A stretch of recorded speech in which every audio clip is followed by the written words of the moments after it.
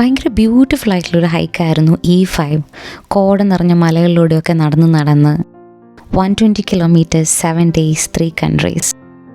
ജർമ്മനിയുള്ളൊരു cute സ്ഥലമായ ഒബർസ്റ്റോഫ് നിന്ന് start ചെയ്ത് ബോർഡർ ക്രോസ് ചെയ്തിട്ട് ഓസ്ട്രിയൻ ആൽപ്സ് വഴിയായിരുന്നു most of the hiking trial.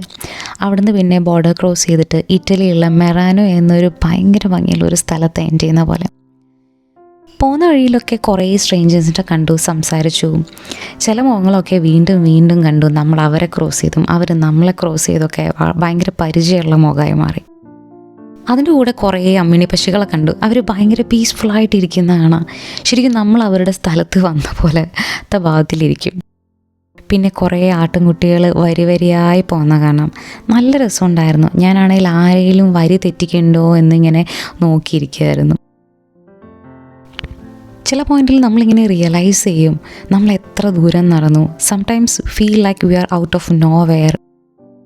ചുറ്റും കുറേ പച്ച മലകൾ മാത്രം, ഇടയിലൂടെ കുറേ കുട്ടി വെള്ളച്ചാട്ടങ്ങൾ. അത് താഴേന്ന് നോക്കുമ്പോൾ ഇങ്ങനെ വര പോലെ തോന്നുള്ളൂ, ലൈക്ക് പടത്തിലൊക്കെ ഉള്ളതുപോലെ. എല്ലാവരും ജീവിതത്തിൽ ഒരിക്കലെങ്കിലും അറ്റ്ലീസ്റ്റ് ഒരു 2 to 3 days ഹൈക്ക് ട്രൈ ചെയ്യണം. ഇതിപ്പോൾ ഈ സ്ഥലം തന്നെ വേണമെന്നില്ല. Just go out into nature. നമ്മളെ തന്നെ തിരിച്ചറിയാനും ഒന്ന് റീസെറ്റ് ചെയ്യാനൊക്കെ നല്ലതാണ്. So keep exploring.